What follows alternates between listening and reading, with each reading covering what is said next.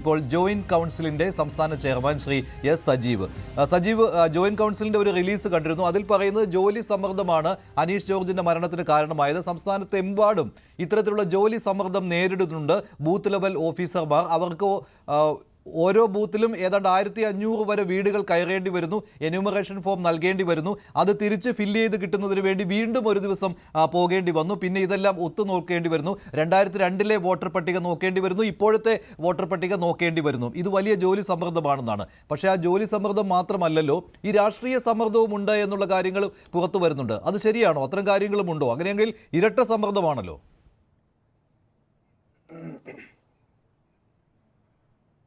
അല്ല, അതിനകത്ത് ഈ രാഷ്ട്രീയ പാർട്ടികൾ തമ്മിലുള്ള തർക്കമോ ഇപ്പോൾ ഈ വിഷയത്തിൽ പ്രതിപക്ഷ നേതാവും ബഹുമാനപ്പെട്ട പ്രതിപക്ഷ നേതാവും അതുപോലെ തന്നെ കണ്ണൂർ DCC പ്രസിഡന്റും ഒക്കെ പറയുന്ന ആരോപണങ്ങൾക്ക് മറുപടി പറയാനോ ഞാൻ ആളല്ല. അപ്പോൾ അത് മറുപടി പറയേണ്ടത് അതിന്റെ എതിർഭാഗത്ത് നിൽക്കുന്ന രാഷ്ട്രീയ പാർട്ടികളാണ്. അവരതിന് മറുപടി പറയും എന്ന് ഞാൻ കരുതുന്നു. ഞങ്ങളെ സംബന്ധിച്ചിടത്തോളം ഞങ്ങൾ പറഞ്ഞത് BLOമാർ അനുഭവിക്കുന്ന വല്ലാത്ത മാനസിക പീഡനമുണ്ട്. ആ മാനസിക പീഡനം, ജോലിയുടെ സമ്മർദ്ദം, ഒരു മനുഷ്യന് സാധ്യമല്ലാത്ത ജോലി അടിച്ചേൽപ്പിക്കുകയാണ് BLOമാരുടെ പുറത്തേക്ക് ചെയ്യുന്നത്. അതാണ് ഞങ്ങൾ ചൂണ്ടിക്കാണിച്ചത്. ഞാൻ ആ ജോലി സമ്മർദ്ദത്തെക്കുറിച്ച് ആദ്യം ഒന്ന് പറയാം. ഒന്ന്, ഈ 4-ാം തീയതി മുതലാണ് ഇത് ആരംഭിച്ചത്. അടുത്ത മാസം 4-ാം തീയതി ഇത് പൂർത്തിയാക്കുകയാണ്. അപ്പോൾ ഈ 4-ാം തീയതി ആരംഭിക്കുന്ന ഒരു പ്രോസസ്സില് 4-ാം തീയതിയുടെ അന്ന് ആകെ സംഭവിച്ചത് ജില്ലാ കളക്ടർമാർ അവർക്ക് VIP-മാരുടെ ബൂത്തുകളിലെ VIP-മാരുടെ വീടുകളിൽ ആ ഫോമും കൊണ്ട് പോവുകയായിരുന്നു ഉണ്ടായത്. എന്നിട്ട് മീഡിയയിൽ വാർത്ത വരുന്നു. 5-ാം തീയതി മുതൽ 300 ഫോം വീതം ഡൗൺലോഡ് ചെയ്ത് ഇതിന്റെ പ്രിന്റ് എടുത്ത് ഈ BLOയെ ഏൽപ്പിച്ചിട്ട് നിങ്ങൾ എല്ലാ വീടുകളിലും കൊടുക്കണം, ഈ 300 വീടുകളും കൊടുത്ത് അന്ന് തന്നെ റിപ്പോർട്ട് ചെയ്യണം എന്ന് ആവശ്യപ്പെടുകയാണ്. എന്നാൽ ഈ 300 ഫോം കൊടുക്കുമ്പോൾ ഒരു വീട്ടിലെ മുഴുവൻ ഫോമും പ്രിന്റ് ചെയ്ത് കൊടുത്തിട്ടില്ല. ഇവർക്ക് കൊടുക്കുന്നത് ഒന്നുകിൽ ബൂത്തിന്റെ ഒരു ആരംഭത്തിലുള്ള ഒരു വീടാണെങ്കിൽ അടുത്തത് വേറൊരു മധ്യഭാഗത്തായിരിക്കും ഇവരുടെ അടുത്ത ക്രമ നമ്പർ അനുസരിച്ചിട്ടുള്ള വീട്. അങ്ങനെ കൊടുക്കുമ്പോഴും ഈ വീടുകളിലെ മുഴുവൻ ഫോറവും എത്തിയിട്ടില്ല. കിട്ടിയ ഫോറം കൊടുത്തു തീർത്ത് ഇത് റിപ്പോർട്ട് ചെയ്യണം. അതാണ് ഏറ്റവും പ്രധാനം. ഇത് അപ്ലോഡ് ചെയ്യണം. നിങ്ങൾ 300 എണ്ണം കൊടുത്തു, എണ്ണം വരുത്തിക്കുക എന്നതായിരുന്നു ഇവരുടെ മേൽ അടിച്ചേൽപ്പിച്ച സമ്മർദ്ദം. ഉദാഹരണത്തിന്, ഞാൻ എന്റെ വീട്ടില് 4 വോട്ടർമാരുണ്ട്. ആദ്യത്തെ ദിവസം കിട്ടിയത് ഒരു ഫോമാണ് കിട്ടിയത്.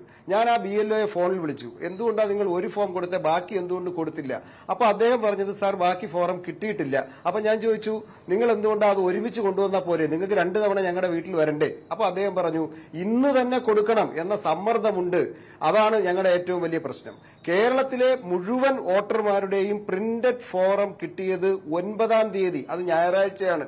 ആ 9-ാം തീയതിയാണ് കേരളത്തിലെ മുഴുവൻ വോട്ടർമാരുടെയും പ്രിന്റഡ് ഫോറം കിട്ടുന്നത്. അത് ജില്ലാ കേന്ദ്രങ്ങളിലാണ്. ആ ജില്ലയിൽ നിന്ന്, കളക്ടറേറ്റുകളിൽ നിന്ന് ഈ ഫോറം വില്ലേജ് ഓഫീസുകളിൽ എത്തിച്ച് വില്ലേജ് ഓഫീസുകളിൽ നിന്ന് BLOമാർ പോയി ഇതെടുത്ത് വിതരണം ചെയ്യണം. അപ്പൊ 9-ാം തീയതി ഈ ഫോറം കൊടുക്കുന്നു, 15-ാം തീയതി കൊണ്ട് ഇത് പൂർത്തീകരിക്കണം എന്ന് പറയുന്നു. ഇത് സാധ്യമല്ല. എന്തുകൊണ്ടാണെന്ന് വെച്ചാൽ, ഒരു വീട്ടിൽ ഏറ്റവും കുറഞ്ഞത് 10-15 മിനിറ്റ് ഒരു വോട്ടറുടെ കാര്യത്തിന് എടുക്കുന്നു. അത് നേരത്തെ താങ്കൾ സൂചിപ്പിച്ചതുപോലെ ഈ വോട്ടർമാരെ ഇത് പൂരിപ്പിക്കാനുള്ള ഡാറ്റ ഉൾപ്പെടെ നൽകി സഹായിക്കേണ്ടതുണ്ട്. അങ്ങനെ സഹായിക്കേണ്ടി വരുമ്പോ ഞങ്ങൾക്ക് ഈ BLOമാർക്ക് ഒരു വോട്ടർക്ക് 10 മിനിറ്റ് ഏറ്റവും കുറഞ്ഞതെടുക്കും. ഇനി ഫില്ല് സഹായിക്കേണ്ടതുണ്ടോ? വോട്ടർമാർ തന്നെ ഫില്ല് ചെയ്ത് തരണം എന്നുള്ള നിർദ്ദേശം നൽകാമല്ലോ. പല വോട്ടർമാരും അങ്ങനെ നൽകുന്നുമുണ്ടല്ലോ. പല വോട്ടർമാരും അടുത്ത ദിവസം വന്ന് കളക്ട് ചെയ്തോളാം എന്ന് പറഞ്ഞിട്ട് BLOമാരോട് ഏൽപ്പിച്ചിട്ട് പോവുകയും അവർ തന്നെ 2002 വിവരങ്ങളും ഇപ്പോഴത്തെ വിവരങ്ങളും എടുത്ത് ഫില്ല് ചെയ്ത് കൊടുക്കുന്ന കാര്യങ്ങളുമുണ്ട്. എല്ലാ വീട്ടിലും ഈ ആവശ്യം വരുന്നില്ല കേട്ടോ, അല്ലേ? എല്ലാ വീട്ടിലും ഈ ആവശ്യം വരുന്നില്ല. പക്ഷെ 2002 വിവരങ്ങൾ പല വീട്ടിലും ഇവർ കൊടുക്കേണ്ടി വരുന്നു. എന്നിട്ട് ഫില്ല് ചെയ്യാൻ അവിടെ കൂടെ നിൽക്കേണ്ടതില്ല. ആ വിവരങ്ങളും കൂടെ ഒരു വോട്ടറുടെ കൊടുത്താൽ മതിയാവും മിക്കവാറും. അത് കൊടുത്തിട്ട് ആ വീട്ടിൽ നിന്ന് ഇവർ അടുത്ത വീട്ടിലേക്ക് പോകുന്നു. ഒരു 8 മണിക്കൂർ 10 മിനിറ്റ് വെച്ച് ഒരാളുടേത് കൊടുക്കണമെങ്കിൽ എത്ര സമയമെടുക്കും? ഒരു വീട് ഡോർ ഓപ്പൺ ചെയ്ത് ആള് വന്ന് അയാളെ കയ്യിൽ കൊടുക്കണം. 8 മണിക്കൂർ 50 ഫോറമേ ഇവർ പറയുന്ന മാതൃകയിൽ കൊടുക്കാൻ കഴിയൂ. അപ്പോ ഈ ഇവിടെ നേരത്തെ സൂചിപ്പിച്ചതുപോലെ 750 മുതൽ 1600 വരെ വോട്ടർമാരുള്ള ബൂത്തുകളിൽ ഇവർ ഒരു 300 ഫോറം എന്ന് പറഞ്ഞാൽ 300 ആളുടെ ഫോറം കൊണ്ട് പോവുക എന്ന് പറഞ്ഞാൽ ഇവർക്ക് വാഹനമൊന്നും കൊടുത്തിട്ടില്ല. 300 × 2 ഒരു വീട്ടിൽ 2 ഫോം കൊടുക്കണം. അപ്പൊ 600 ഫോറമായി, പ്രിന്റഡ് ഫോറം. ഇതിനോടൊപ്പം ഡിക്ലറേഷൻ ഇവരുടെ കയ്യിൽ നിന്ന് ഒപ്പിട്ട് വാങ്ങണം. അപ്പൊ എത്രയായി? 900 ഈ 900 ഫോം കൊണ്ടാണ് ഒരാൾ ഒരു ദിവസം നടക്കാൻ തുടങ്ങുന്നത്. രാവിലെ ഒരു മനുഷ്യനല്ലേ അയാൾ, എന്നിട്ട് അതേ ദിവസം കൊടുക്കുമ്പോൾ തന്നെ ഇത് അവരുടെ ഡാറ്റ ഈ മൊബൈൽ ഫോണിലൂടെ അപ്ഡേറ്റ് ചെയ്യണം, അപ്ലോഡ് ചെയ്യണം. അങ്ങനെ അപ്ലോഡ് ചെയ്ത് ഇവർ അടുത്ത വീട്ടിലേക്ക് പോകുമ്പോൾ ഓരോ 10 മിനിറ്റ് ഇടവിട്ടും ഇവരുടെ സൂപ്പർവൈസറി സ്റ്റാഫ് ഇവരെ ഫോണിൽ വിളിച്ച് വിവരം ചോദിക്കുന്നു. എത്ര വീട്ടിൽ കൊടുത്തു എന്ന് ചോദിക്കുന്നു. അതും ഇവർ ആൻസറബിൾ ആണ്. അപ്പോ മനുഷ്യ സാധ്യമല്ലാത്ത രീതിയിൽ ഇപ്പോ നിരവധി വനിതകളുടെ ഓഡിയോ ക്ലിപ്പ് വന്നിട്ടുണ്ടല്ലോ. അവർക്ക് ഒന്ന് ടോയ്ലറ്റിൽ ഇടയ്ക്കൊന്ന് പോകണമെങ്കിൽ അതിന് കഴിയാത്ത വിധം, ഭക്ഷണം കഴിക്കാൻ പോകാൻ കഴിയാത്ത വിധം അവരെ പീഡിപ്പിക്കുകയാണ്. യഥാർത്ഥത്തിൽ ഇത് എന്തുകൊണ്ട് സംഭവിച്ചു എന്ന് ചോദിച്ചാൽ, യഥാർത്ഥത്തിൽ ഇത് ഈ BLOമാരായി ഇവിടെ ഉണ്ടായിരുന്നവർക്കെല്ലാം നല്ല പരിശീലനമൊക്കെ കിട്ടിയ ധാരാളം BLOമാരുണ്ടായിരുന്നു. ആവശ്യത്തിന് 26,000-നുള്ളിൽ BLOമാരാണ് ഉണ്ടായിരുന്നത്. അവരെയെല്ലാം തദ്ദേശ സ്വയംഭരണ തെരഞ്ഞെടുപ്പ് വന്നപ്പോൾ സ്വാഭാവികമായും ആദ്യത്തെ ഘട്ടത്തിൽ കേന്ദ്ര ഇലക്ഷൻ കമ്മീഷൻ അംഗനവാടി ടീച്ചർമാരെ ഒഴിവാക്കാൻ പറഞ്ഞു. അങ്ങനെ ഒഴിവാക്കിയപ്പോൾ തന്നെ കുറേയേറെ പരിശീലനം കിട്ടിയവർ ഒഴിവാക്കപ്പെട്ടു. അപ്പോൾ ഓഗസ്റ്റ് മാസത്തിൽ ഈ തദ്ദേശ സ്വയംഭരണ സ്ഥാപനങ്ങളിൽ ഉൾപ്പെടെയുള്ള ജീവനക്കാരെ ഇതിനകത്ത് ഉൾപ്പെടുത്തി. അവരോട് ക്ലാസ് 4 ജീവനക്കാരെ ഒഴിവാക്കാൻ പറഞ്ഞു. അപ്പൊ അവരെ ഒഴിവാക്കി.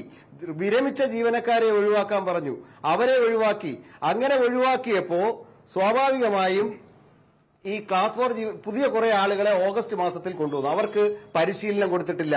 അങ്ങനെ സ്റ്റേറ്റ് ഇലക്ഷൻ കമ്മീഷന്റെ റിട്ടേണിംഗ് ഓഫീസർമാരുടെയും അസിസ്റ്റന്റ് റിട്ടേണിംഗ് ഓഫീസർമാരുടെയും ജീവനക്കാർ ഈ BLOമാരായി മാറിയപ്പോൾ അവർക്ക് BLOമാരുടെ ചുമതല ചെയ്യണോ അതോ റിട്ടേണിംഗ് ഓഫീസറുടെ, അവർ സ്റ്റേറ്റ് ഇലക്ഷൻ കമ്മീഷന്റെ കീഴിൽ വരുന്നവരാണ്, അവരുടെ ജോലി ചെയ്യണോ എന്ന തർക്കം വന്നു. അപ്പൊ സ്റ്റേറ്റ് ഇലക്ഷൻ കമ്മീഷൻ ഒരു ഉത്തരവ് 2-ാം തീയതി, ഈ മാസം 2-ാം തീയതി ഇറക്കുകയാണ്.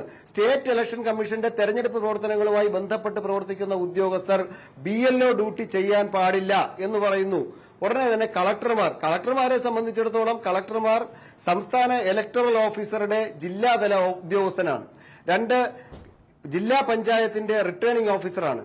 3 സംസ്ഥാന ഇലക്ഷൻ കമ്മീഷന്റെയും ജില്ലാതല ഉദ്യോഗസ്ഥരാണ് ജില്ലാ കളക്ടർ. അപ്പൊ റവന്യൂ വകുപ്പിലെ ജീവനക്കാർ ഈ 3 ചുമതല ഒരേ സമയം നിർവഹിച്ചുകൊണ്ട് വരികയാണ്. അതുകൊണ്ട് തന്നെ ഞങ്ങൾ ജോയിന്റ് കൌൺസിൽ ഇതിന് സ്റ്റേറ്റ് ഇലക്ടറൽ ഓഫീസർക്ക് നിവേദനം നൽകി. ഇത് തെരഞ്ഞെടുപ്പ് കഴിയുന്നവരെ, തദ്ദേശ സ്വയംഭരണ തെരഞ്ഞെടുപ്പ് കഴിയുന്നതുവരെ മാറ്റിവെക്കണം എന്നാവശ്യപ്പെട്ട് നിവേദനം നൽകി. ഞങ്ങൾ മാത്രമല്ല, NGO യൂണിയനും അതുപോലെ തന്നെ NGO അസോസിയേഷനും നിവേദനം നൽകി. പക്ഷെ അത് കോടതിയുടെ പരിഗണനയിലാണല്ലോ. ഹൈക്കോടതി തന്നെ പറഞ്ഞത് അതിന് സുപ്രീം കോടതിയെ സമീപിക്കുക എന്നതാണ്. അതിൽ നിയമപരമായ ഒരു തീരുമാനം വന്നാൽ മാത്രമേ അതൊരു മാറ്റിവെക്കൽ സംഭവിക്കുകയുള്ളൂ. ഞാൻ താങ്കളിലേക്ക് വരാം. ശ്രീ വസന്ത് തെങ്ങുംപള്ളി, ഇതൊന്നും അറിയാതെയാണോ രാഷ്ട്രീയ സമ്മർദ്ദം എന്നുള്ള ആരോപണം താങ്കൾ ഉന്നയിക്കുന്നത്? പക്ഷേ ആ ഓഡിയോ ക്ലിപ്പ് പരിശോധിച്ചാൽ കൃത്യമായിട്ട് അറിയാം അവിടെ ഈ BLOയ്ക്ക് ഇപ്പൊ ജോലി സമ്മർദ്ദമുണ്ട് എന്ന കാര്യത്തിൽ സംശയമില്ല. വളരെ കുറച്ച് ദിവസങ്ങളെ SIRനായിട്ട് നൽകിയിട്ടുള്ളൂ. മാത്രമല്ല ഇപ്പോൾ ശ്രീ സജീവ് പറഞ്ഞതുപോലെ വേണ്ടത്ര പരിശീലനം